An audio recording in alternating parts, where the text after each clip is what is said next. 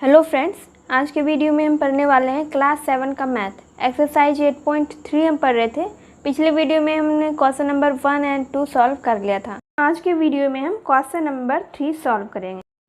Question number 3 में है निम्नलिखित संख्याओं को मानक रूप में व्यक्त कीजिए। तो यहाँ पे एक शब्द है मानक रूप।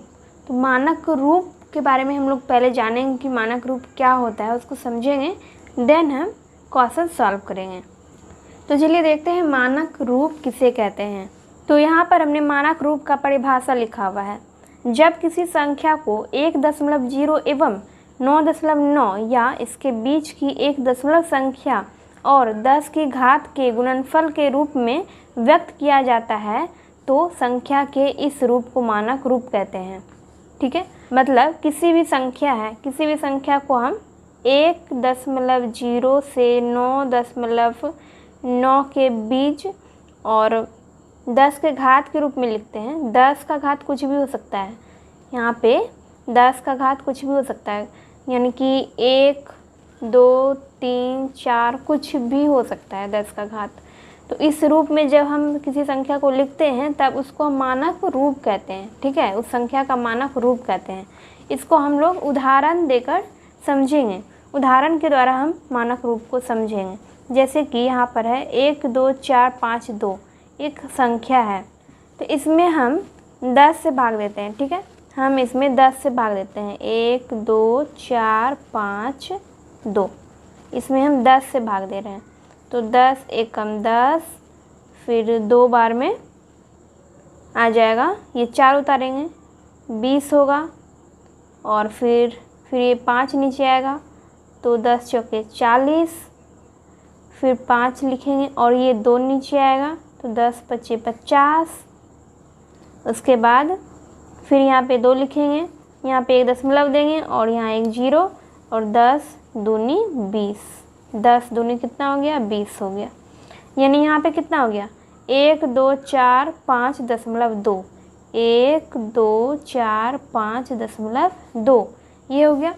मतलब इसमें जब हमने भाग दिया, 10 से भाग दिया, मतलब इस संख्या में हमने जब 10 से भाग दिया तो कितना आ गया? 1, 2, 4, 5.2 इतना आया। तो इस संख्या को जब हम 10 से गुना कर देंगे, तो इस दशमलव संख्या को जब हम 10 से गुना करेंगे तो हमारा ये संख्या आ जाएगा।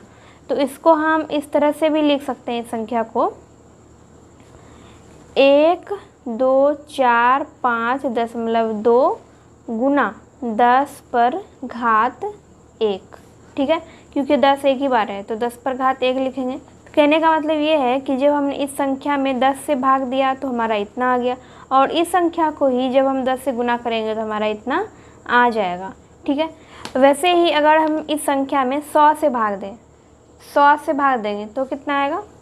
यहाँ पे देखते हैं 1, 2, 4, 10.5 इसको आप मुंजवानी भी लिख सकते हैं।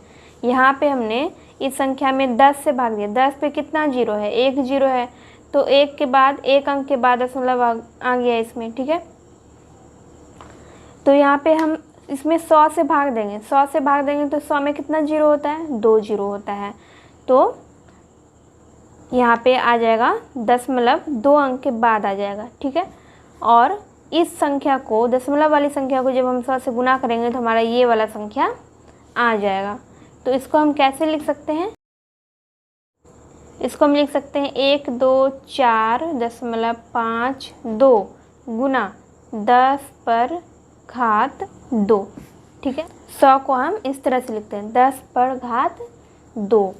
अब यहाँ पे फिर हम इसमें 1000 से भाग देंगे। 1000 से भाग देंगे तो 1000 में 3 0 होता है, तो 3 अंक के बाद इसमें दशमलव आ जाएगा। ठीक है, यानी कि 12.452 गुना 1000, यानी कि इस संख्या को जब हम 1000 से गुना करेंगे तो हमारा ये संख्या आ जाएगा।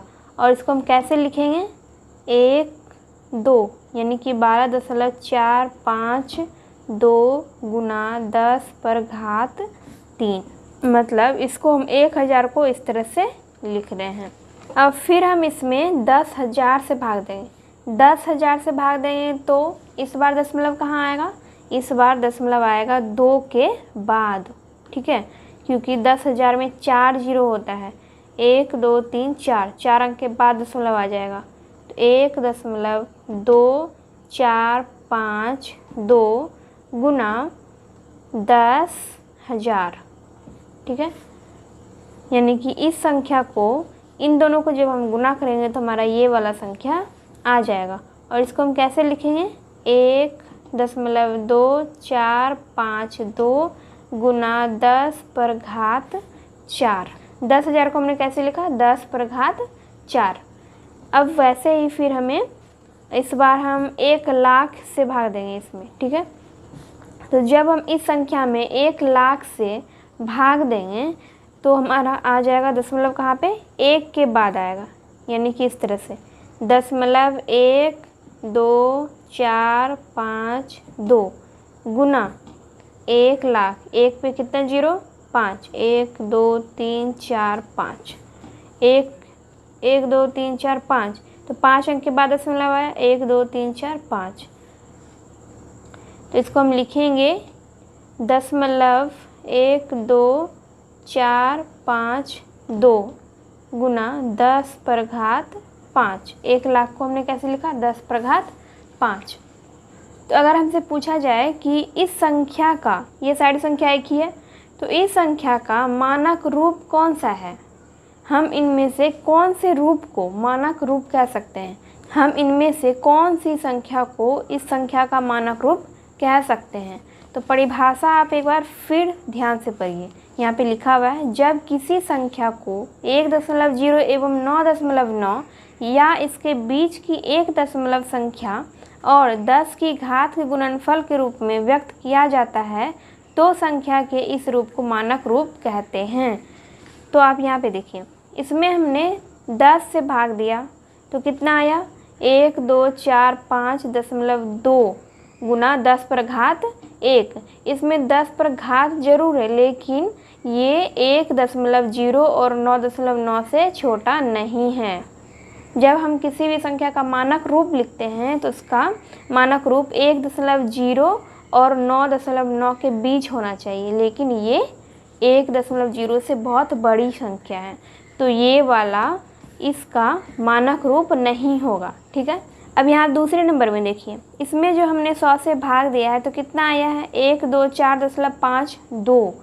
124.52 ये भी 1.0 से बड़ी है। 1.0 का मतलब क्या होता है, 1, तो ये वाली संख्या 1 से बहुत बड़ी है, ठीक है। तो ये वाली संख्या भी इस संख्या का मानक रूप नहीं होगा। तीसरे नंबर में देखिए, इसमें हमने 1,000 से भाग दिया है। 1,000 से भाग दिया है तो कितना आया, 1.2452 गुना 10⁻3, ठीक है। तो ये 12 जो आया है, यहाँ पे आया था 1,245, ये 1 से बहुत बड़ी संख्या है, और यहाँ पे आया था 124, 124 दशमलव के बाद ही कुछ है, तो 124 आया, तो ये भी 1 से बहुत बड़ी संख्या है। और यहाँ पर आया है 12.452, तो ये भी 1 से बड़ी है, तो ये भी इस संख्या का मानक रूप नहीं होगा, ठीक है। अब यहाँ पे है, यहाँ पे हमने 10,000 से भाग दिया है तो कितना आया, 1.2452। ये वाली संख्या इस संख्या का मानक रूप होगा। क्यों होगा, क्योंकि ये वाली संख्या 1 से बड़ी है और 9.9 से छोटी है, ठीक है। यानी कि ये वाली संख्या 1.0 और 9.9 के बीच की संख्या है ये वाली, ठीक है। ये वाली संख्या 1.0 और 9.9 के बीच की संख्या है, 9.9 से छोटी है और 1.0 से बड़ी है, तो इसीलिए ये संख्या इस संख्या का मानक रूप होगा। लास्ट में हमने 1,00,000 से भाग दिया है तो कितना आया, 1.12452। तो ये वाली संख्या जो है 1 से छोटी है, 1.0 से ये वाली संख्या छोटी है, तो इसीलिए ये वाली संख्या इस संख्या का मानक रूप नहीं होगा। तो मानक रूप कौन सा हुआ, 1.2452, क्योंकि ये वाली संख्या ही ऐसी संख्या है जो 1.0 और 9.9 के बीच की संख्या है। और यहाँ पे क्या है, 10 पे घात 4 है। 10 पे घात कुछ भी हो सकता है, लेकिन ये संख्या जो है 1.0 और 9.9 के बीच होनी चाहिए। आई होप आपको मानक रूप अच्छे से समझ में आ गया होगा। चलिए अब हम क्वेश्चन नंबर 3 का सारा क्वेश्चन सॉल्व करते हैं। क्वेश्चन नंबर 3 में है, ये एक संख्या दी गई है, ठीक है। यहाँ पे 6 क्वेश्चन है, इसमें हम सभी क्वेश्चन को 1 बाय 1 करके सॉल्व करेंगे। आप जब एक क्वेश्चन अच्छे से समझ जाएंगे, अगर आप किसी एक संख्या को मानक रूप में लिखना सीख जाएंगे तो आप किसी भी संख्या का मानक रूप आसानी से लिख पाएंगे, ठीक है। यहाँ पे आप देख सकते हैं, यहाँ बड़ी बड़ी संख्या दी गई है, सबका हमें मानक रूप लिखना है, तो बहुत ही आसान है। जब हम किसी भी एक संख्या का मानक रूप लिखने के लिए सीख जाएंगे तो हम किसी भी संख्या का मानक रूप लिख सकते हैं। तो चलिए देखते हैं इसको हम कैसे मानक रूप में लिखेंगे। तो यहाँ पे है 7 पे कितना जीरो है, 3 2 5 2 7, 7 पे 7 जीरो है। इसको हमें मानक रूप में लिखना है। कैसे लिखेंगे, इसमें दशमलव नहीं दिया हुआ है, दशमलव नहीं दिया है तो इसका मतलब क्या है कि इसमें हम लास्ट में दशमलव मान सकते हैं, ठीक है। जिस संख्या में दशमलव दिया हुआ नहीं होगा उसमें हम लास्ट में दशमलव मानेंगे।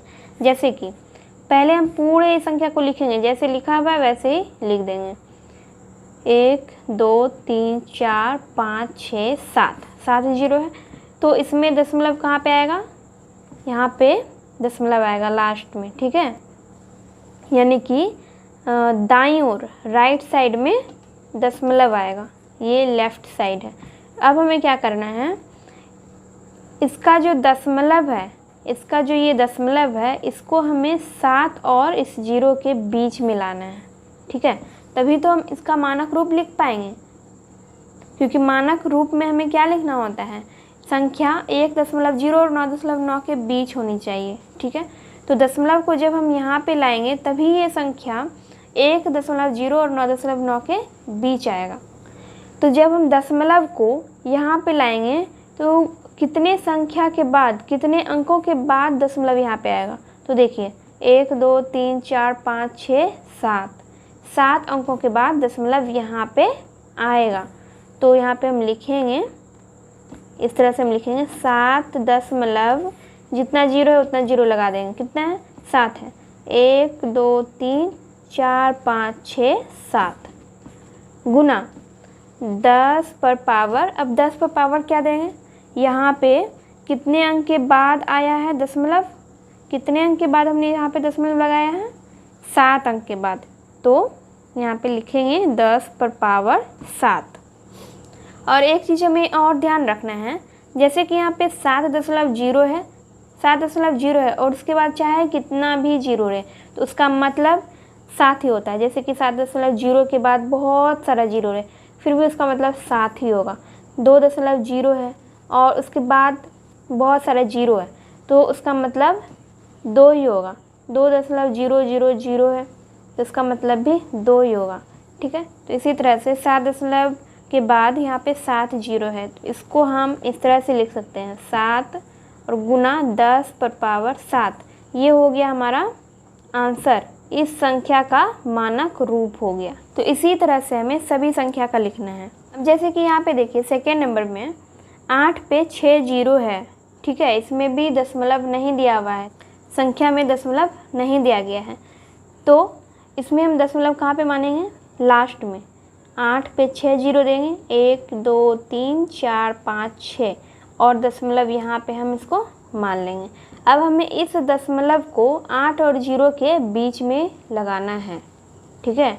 इस दशमलव को हमें यहाँ पे लाना है। तो ये दशमलव जब यहाँ पे आएगा तो कितने अंकों को फान कर आएगा, कितने अंकों को फानेगा, 1 2 3 4 5 6, 6 अंक। तो हम लिखेंगे 8.0000000, मतलब जितना शून्य यहाँ पर था उतना ही शून्य हमने यहाँ पे लगाया, लेकिन हमें दशमलव यहाँ पे लगाना था। इस दशमलव को हमें 8.0 के बीच में लाना था, ठीक है, हमने लिख दिया। गुना 10 पर पावर लिखेंगे जितना भी इस दशमलव के बाद अंक है, यानी कि ये दशमलव यहाँ पर आया। ये दशमलव जितने अंकों को फांद कर आएगा उतना ही अंक हमें यहाँ पे लिखना है। जैसे ये वाला दशमलव यहाँ तक कैसे पहुँचा, 1 2 3 4 5 6, इन 6 अंकों को फांदने के बाद ये दशमलव यहाँ पर पहुँचा है। तो हम यहाँ पे लिखेंगे 10 पर पावर 6। ठीक है, ये वाला दशमलव 6 अंकों को फांदने के बाद यहाँ पर आया है, तो इसीलिए हमने लिखा 10 पर पावर 6। तो जैसे कि हमने यहाँ पर लिखा हुआ था 7 दशमलव के बाद 0 0, तो वैसे यहाँ पर भी लिखा हुआ है 8 दशमलव के बाद 0 0, मतलब 6 0 है। तो इसको हम लिखेंगे 8 गुना 10 पर पावर 6। तो ये हो गया हमारा सेकंड नंबर का आंसर। तो इसी तरह से मानक रूप में लिखना होता है। आई होप आप मानक रूप में संख्याओं को लिखने सीख रहे होंगे। चलिए नेक्स्ट देखते हैं। थर्ड नंबर में है 4 से 16, उसके बाद 6 0 है। तो यहाँ पर भी दशमलव नहीं दिया गया है संख्या, तो हमें सबसे लास्ट में दशमलव मानना है। पहला काम क्या होता है, सबसे लास्ट में हमें दशमलव मानना होता है जिसमें दशमलव नहीं दिया गया हो। तो इस संख्या में भी दशमलव नहीं है, हम लिखेंगे 416 और 0 0 0 0 0 0 दशमलव 0।